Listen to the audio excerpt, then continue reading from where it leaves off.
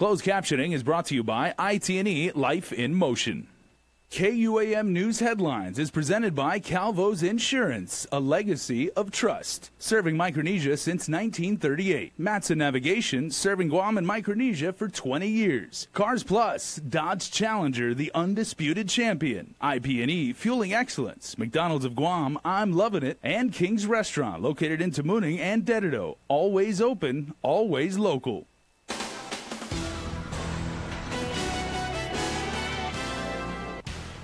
Ahead on primetime, a fatal Dedido shootout ruled a homicide. We sit down with the police chief for the latest. A former police officer resentenced to 30 years in jail. Details from the courthouse. And one of the worst roads on Guam is finally going to be fixed. Hafaday and good evening. I'm Crystal Paco alongside Nick Delgado. A police officer involved in the shooting is now being investigated as a homicide. Right, that police-involved shooting, yeah, Crystal, definitely being involved as a homicide. That information, Guam Police confirming with KUAM today, and just one day after we learned who owned the suspect's gun.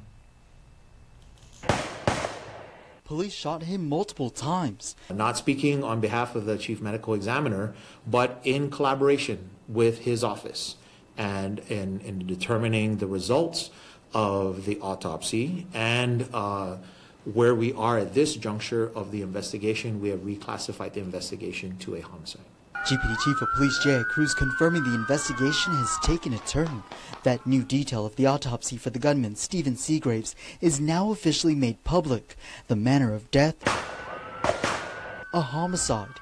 Cruz reserving to comment any further on the gunman's injuries for now. This latest information comes the day after police and the governor's office confirmed who owned the gun Seagraves used during the shootout with police. It took the Guam Police Department several days after the incident occurred. Several days until they learned the gun was actually the police department's and reported stolen during a burglary incident more than 20 years ago from then Police Officer 3, Ray Tenorio, the Lieutenant Governor of Guam. Although it may appear on the surface that there are implications going back to then Officer Tenorio, I will tell you that based on the documents that we've seen, based on the criminal report initiated back in 1996 and the administrative report that was initiated back then, then Officer Tenorio was given a letter of clearance. Last month, Seagraves led police on a high-speed chase from Barragata to Dedido. Seagraves shooting at officers giving chase. The incident came to a deadly end on Chalan Langat in Dedido.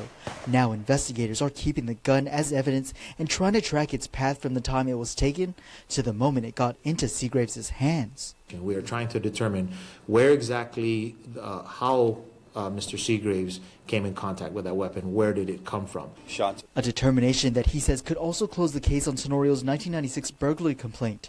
As for the two officers placed on administrative leave following the shooting, Chief Cruz says they are doing okay and opted to take the full 20 days off. At that point in time, we will do an assessment on both those officers.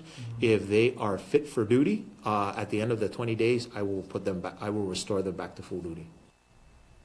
He's already served over 4 years behind bars, but ex-cop David Manila is back in court for resentencing for his role in the Blue House Lounge brothel case. Turns out his fate hasn't changed much. Here's more. 30 years behind bars with the possibility of parole. That's how much time ex-cop David Manila will spend behind bars for his role in the Blue House Lounge brothel case. He stands convicted of conspiracy to commit kidnapping, felonious restraint, compelling prostitution, first and second degree criminal sexual conduct, and official misconduct. The court is going to sentence you for a period of 30 years to give you credit for time served, and this would be the possibility of parole. Judge Anita Sacola's final sentence is double what defense attorney Terrence Timblin was asking, considering the credibility of victim E.N. The sentence cannot go below 15 years. I think that if, after looking at all the facts, and again, his relatively minimal involvement, the credibility, I still believe, is relevant of E.N., that 15 years is more than enough, and people have done what's worse, have done less than 15 years. But just what prosecutor Jonathan KUAM recommended. The citizens of Guam have to be comfortable and know that the conduct committed by the defendant as a police officer, as a person, cannot be tolerated. It should not be tolerated. The community has to be assured that our police officers, those sworn to protect us, are also bound to comply with the same rules that they are enforcing. The people are outraged. The citizens are outraged by the conduct that occurred. All these women, all these girls were subject to this conduct, and Ian was subject to forcible rape. Manila declined to provide any testimony in his defense at sentencing. A restitution hearing is set for June 9, although defense noted that both victims already received $250,000. A 62nd plaintiff files suit against the Archdiocese of Agana. 51-year-old RBR alleges he was sexually molested by Father Louis Brouillard as a Boy Scout in the Barrigada troop. Aside from being sexually molested during swimming trips to Lumphit River, RBR details an occasion in which he was with the priest at the rectory and the priest performed oral sex and digital penetration on him. The priest assured the boy that all the other boys did it. RBR was only 11 or 12 years old at the time of the abuse. He quit the Boy Scouts immediately after. The $10 million lawsuit was filed at the District Court of Guam on Thursday by attorney David Lujan. Defendants Mark Smith and Glenn Wong are back in court, but not in their defense. At issue is whether attorney David Lujan can serve as Smith's legal counsel.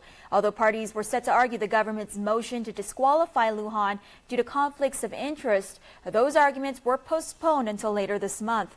On Thursday, Lujan noticed the court he had been called before the grand jury who indicted his client back in March. Quote, "I was puzzled why I was being called to the grand jury," he said, alleging the government had the pretext of disqualifying him as counsel. Before grand jurors, Lujan was asked about his role as former Gura legal counsel, as well as asked about his tax returns and bank accounts. The court ordered the government to provide transcripts from grand jury proceedings and continued arguments to May 17. Lujan is anticipated to take the stand with his co-counsel, LA-based attorney Gregory Nicolason, who will argue on his behalf. Lujan added, quote, "Mr. Smith wants no one but me to represent him," end quote. Although trial is set for June 6, defense notes they anticipate filing a motion to dismiss. Accused killer Clifford St. Nicholas will face a jury again, but not until his new defense counsel can prepare. Attorney John Talahi appeared alongside St. Nicholas on Thursday. Talahi notes he's yet to receive discovery from his client's former attorneys. As reported, St. Nicholas was convicted of killing his girlfriend after an argument over burnt rice. He appealed his case and won on grounds the trial court failed to poll jurors on whether they were exposed to St. Nicholas's criminal history via media reports. A return date was set for June 22nd.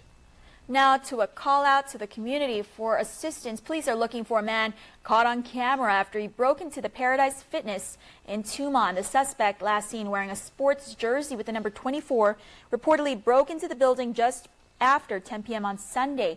He stole cash from the register before taking off from the scene. Anyone with information is asked to call Guam Police or Guam Crime Stoppers at 477-HELP. Yeah, Chris, this next story is one we're all too familiar with, but now it's good news for residents who have been struggling with the dilapidated conditions of Hamburger Road for years. As Isabaz reports, efforts to repair the road are currently underway. It was a long time coming. As you can see, there are potholes along almost every corner of this road, forcing cars to drive slowly. Repairing Hamburger Road is expected to cost $441,000. Lieutenant Governor Ray Tenorio signed the contract awarded to Hawaiian Rock Thursday. For those who traverse the damaged road every day, the relief can't come quickly enough. I worry about my car. These potholes suck because I work for a towing company, and even the tow truck, boom, it slams on the potholes and all that. Frank Minglotnia said he drives through the area at least twice daily, adding the dilapidated conditions are worse when it rains. A lot worse. Sometimes some cars get stalled out here because the water level is above the door. That's how deep the potholes are. And trust me, I know because I've pulled a lot of people out. John Halloran also visits clients in the area and said despite conditions, the road has heavy traffic. It'll be a great day when they finally pave it. During the road repair, residents can expect lane shifts and traffic delays. Lieutenant Governor Ray Tenorio said the contractor has roughly 100 days to complete phase 1 of the project. And then after that, it's going to take a few years to be able to get through the entire renovation, which will be the infrastructure, the drainage. And there have been a lot of residents. We all know that area. A lot of people from Guam know how bad that area is. This project has always been on our radar. We just never really got a chance to get to do it because the rights of way has been an issue. As we speak today, still 90% of the road is not owned by the government. But we're going to fix that. DPW Director Glenn Leon Guerrero asked for the public's patience while construction is underway. Reporting for Guam's News Network, I'm Isa Baza. Can't wait to see what that road looks like once it's complete, huh, Chris? Yes, because it's right next door. Right. Stick around for more news here on Primetime. There are more ways to experience KUAM News than any other source on Guam. Download the KUAM News app for your Apple or Android device for 24/7 news, sports, videos, weather, streaming with KUAM radio, and important news alerts. And stay connected at home with Guam's first app for Apple TV. All available now from the App Store. Have you gotten paid yet? That's the premium automatic insurance deduction plan from Calvo's Insurance. Paid simplifies your home and auto insurance. No down payment. No more long lines. And you can stretch your payments up to 12 months. Paid is convenient. It deducts from your payroll, your checking account, or your credit card. With Paid, you get up to 65% off your car insurance and enjoy lifestyle club discounts. Life can be easier when you get paid. Call Calvo's Insurance today and save on your home and auto insurance.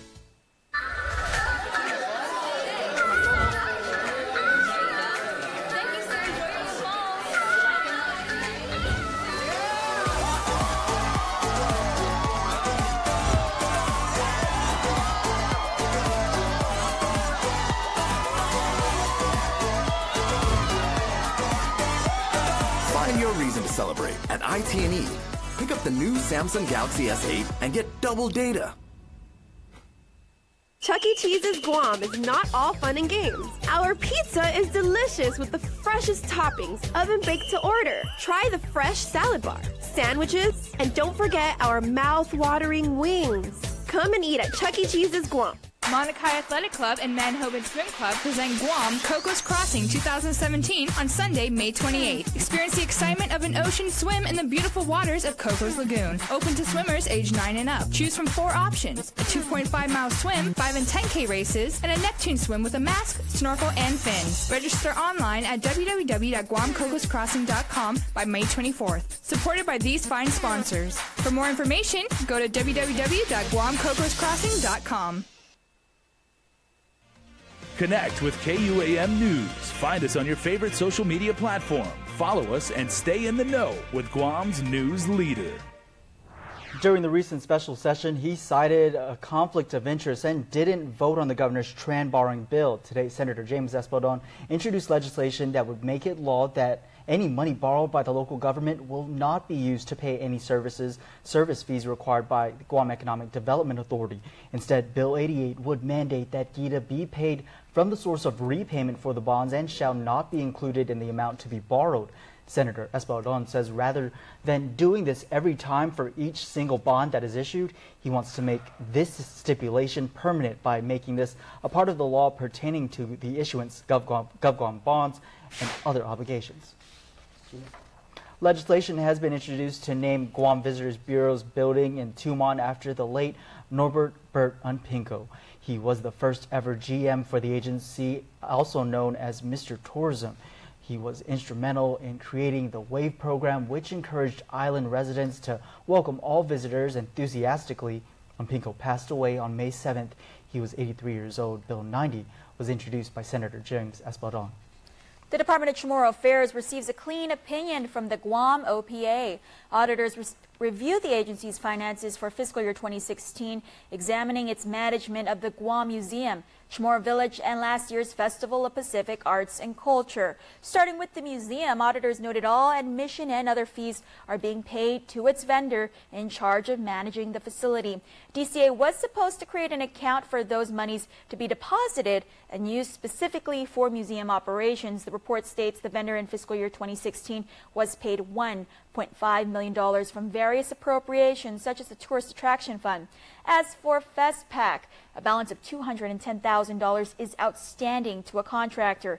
The OPA is conducting a follow-up audit of FestPac revenues and expenditures. Meanwhile, Chamorro Village lease revenue saw an increase. Additionally, effective this month, the Chamorro Village will officially be transferred from DCA to the Guam Economic Development Authority. Millions of dollars have been released in a 5-year-old land dispute case between the government of Guam and the estate of Jose Martinez Torres.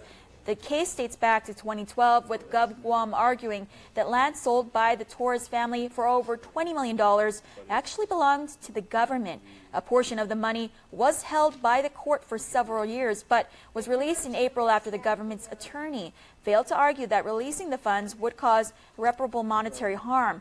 Guam Ancestral Lands Commission legal counsel Nick Toft. That doesn't affect the prospects of winning or losing the civil case. What it affects is the difficulty of collections. He put a number out, he said 22 people. That's the only difference. Right. Instead of going after the estate, the AG's office would have to collect it back from each of the individual recipients. The property in question is located in Dededo near Two Lovers Point.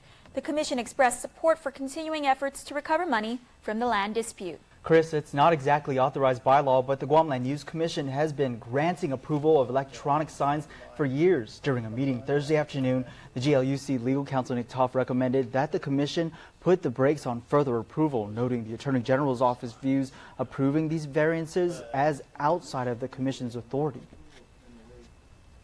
So it's easier for us to... The best long-term course of action is legislative action on the underlying statute. I think otherwise we're going to have agencies butting heads on this. Well, I mean, that's exactly what we have been asking for years. We've also been asking the AG to provide us with some kind of guidance on this numerous times, and we've never really had anything coming from the AG. Chairman John Arroyo said he thinks it's unfair to ask companies already operating these signs to take them down, although he supported seeking further assistance from the legislature to resolve the matter. Out of 143 submissions, 25 were selected for publishing in Storyboard 16, a University of Guam literary journal. Jessica Perez-Jackson artwork is featured on the cover. Her work has also been published in previous storyboards.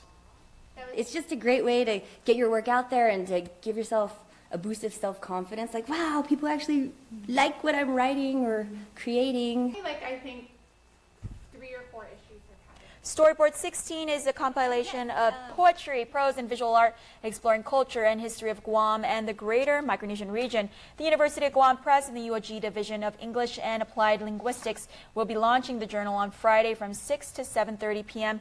at the English and Communications Building Atrium. Well, here's a story that shows we should always take care of our Manumku, our island's elderly. More than 400 people from the island senior centers, adult daycares, and other areas were retreat. They gathered at the Pacific Star Hotel in Tumon for the Guam Conference on Aging, taking part in a number of presentations and activities. The event was put on by the Department of Public Health. May is also Senior Citizens Month. And before we head into the break, we want to give a special shout out to all our viewers on Instagram Live and Facebook Live. Thanks for streaming us. And you'll want to stay tuned because Chris Barnett is on deck next with sports. But first, here's weather.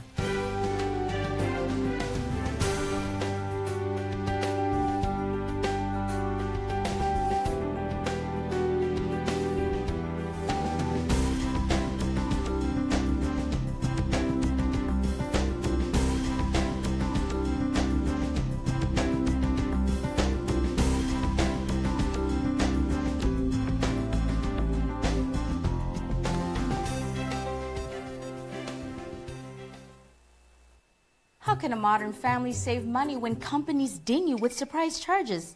I mean, seriously, data caps on home internet? I hate to be the bad guy here, but somebody has to keep us from busting our monthly data limit. Sorry, honey, we're out of data. But I'll tell you the ending. Glenn dies. My family just wants to enjoy the internet on their schedules. Why does this have to be such a hassle? Really, Mom? It's an online class. I need the internet to graduate. Then go to the library. They have free internet, right? This is so unfair. My thoughts exactly. Just a few more minutes, please. I really don't want to nag, but money doesn't grow on... There's got to be a better way. Free yourself. Switch to GTA Home Internet today. Truly unlimited with no data caps or additional usage fees.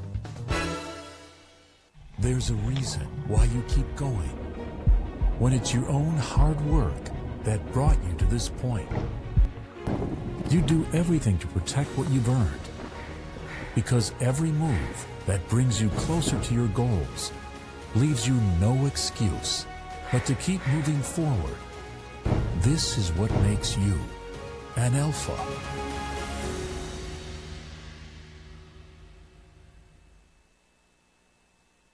Let's welcome the first-time parents, the people with the dream to be their own boss. Let's welcome the things that inspire us, connect us. Let's welcome the college graduations, new beginnings, and happy ever afters. At Bank of Hawaii, we'd like to welcome you to all the new adventures, the next chapters, and all the great things you have to look forward to. Welcome to tomorrow.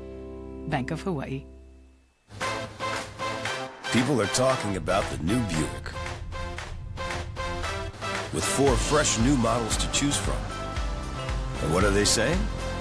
Your new Buick is so cute. Love the new Buick. That's a Buick? Sweet Buick. Experience the new Buick. See your Buick dealer and get nearly $4,000 total value on select 2017 Buick Encore vehicles in stock. KUAM Sports is presented by Triple J.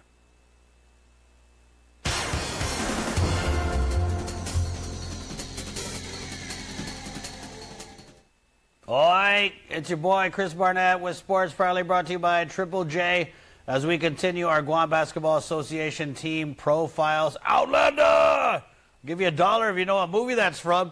Yep, we're profiling the Outlanders, so let's get right to it. Mitsubishi Outlanders! Formerly Team Justice, one of the most experienced teams in the Guam Basketball Association. The Outlanders, big, have 3 players over 6'3". That used to be unheard of on Guam and can dominate the boards against smaller opponents with wins over MacTech, the Tritons, the Tooth Fairies. The Outlanders are right there knocking on the door with the playoffs right around the corner. Most of the starters on the team have played together for over 6 seasons, winning several championship titles from other leagues on island. We already know who are the shooters, who are the scorers, defense, offense, so we're just... we all know each other's game pretty much. Now, a tough overtime loss to the Auto Spot Phoenix, 113-111, has cost the team as far as standings with a 5-5 record this season and 1 game left on the schedule. The Outlanders can move up to the 3rd seed with a win in their way. The game on Saturday, the Tooth Fairies. That team sits in 3rd right now. I think this season's been a little bit disappointing compared to last season. We've lost a few more games this year. And I think part of it is we lost a few key guys, but when we've been winning the way we've been winning is we slow the tempo down, we play hard defense, and we keep the other teams from scoring too many transition baskets.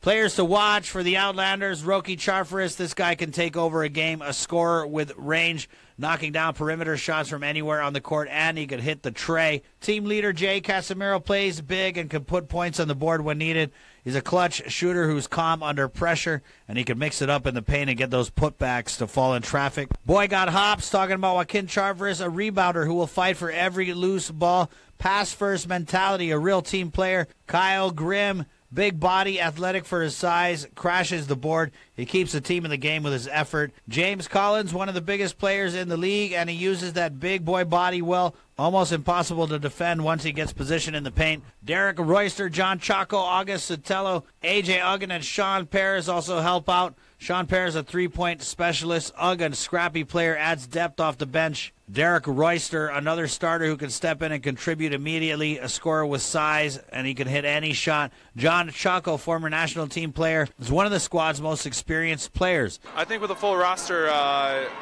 think we're as good or better than every team in the league. At least I like to think so. The list runs deep when it comes to depth from the Outlanders. They can mix it up and go to a smaller roster with speed or use their big guys. The key will be rotation and execution for the Outlanders to find themselves inside and make their run to the GBA title game. Well, I think the goal and the expectation is to win the championship. if you're not out there trying to win championship, what are you out there for? And another half marathon coming your way. Online registration now open for the 2017 Guam Koku Half Marathon race run October 29th. In its 12th year, the Guam Koku Half Marathon will be even more exciting in its new home of Agotnia, said GVB President, CEO Nathan DeKnight. Moving the event to the island's capital will provide local and off-island runners with a beautiful new course, take tourism outside of Tumon, and highlight even more unique attractions like the Guam Museum. Now, new to the running event, the addition of a 5K course to complement the half marathon and 10K courses. Early bird fees available for all race distances. To register, go to GuamKokuRoadRace.com. Soccer news, Real Guam FC U13 Boys Division title of the 2017 Spring Guam Football Association 3v3 Grassroots Tournament. Event held in celebration of AFC Grassroots Football Day, observed during the month of May across Asia. Lady Islanders U13 Girls Division. The Islanders beat out teams in 5 divisions for the championship. The Wings U10 Boys Division defeated the Psychic SC Guardians for the title. Bombers Blue U8 U10 Girls Division defeated Tumon Typhoons FC in the division's championship match. And in the U8 Boys, the Islanders defeated the Southern Cobras in the division's championship game. All right, adios!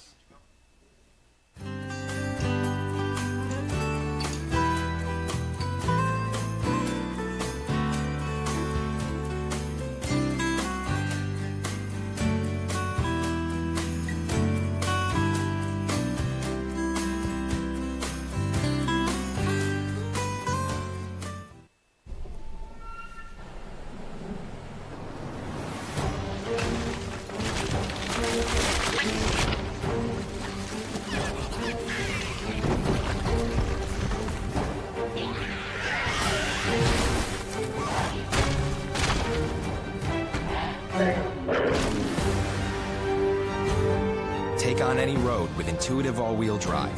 The Nissan Rogue, Murano, and Pathfinder. Why is tourism Guam's #1 industry? Tourism benefits our economy. Visitors come to our shores to experience our island. More tourist spending means more dollars flowing into our economy. Tourism creates jobs. From bell service to front desk to tour agents, more jobs mean more opportunities. Tourism builds businesses. From hotels to shops to restaurants, more businesses mean more dreams come true. Tourism preserves our culture. In the visitor industry, culture takes center stage. Celebrating our culture means keeping our traditions alive.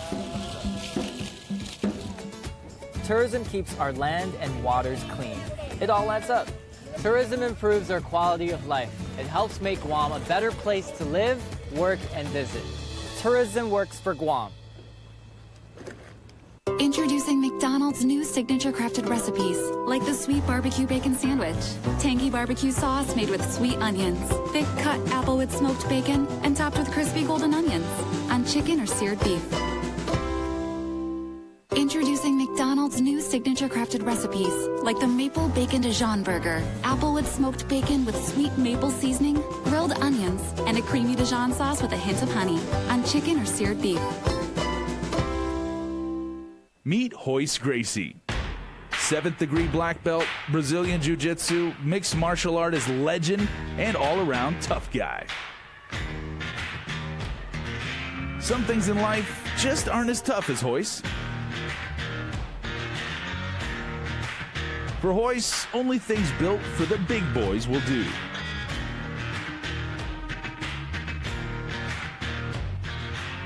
Yes, hi. I'm looking for a big boy truck. I'm ready for one. Most things in life aren't quite built tough enough. Except for this.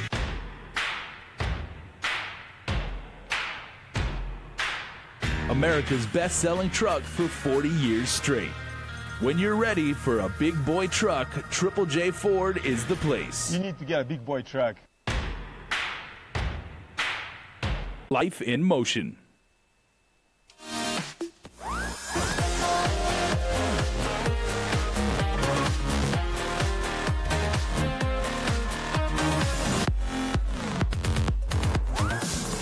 Is presented by Hyatt Regency Guam. Cafe Kitchen now open daily for breakfast, lunch, and dinner. Papa Day Guam, welcome to another episode of In the Mix. I'm Jonah Charfris. Thanks so much for tuning in. A fun show for you this evening coming up.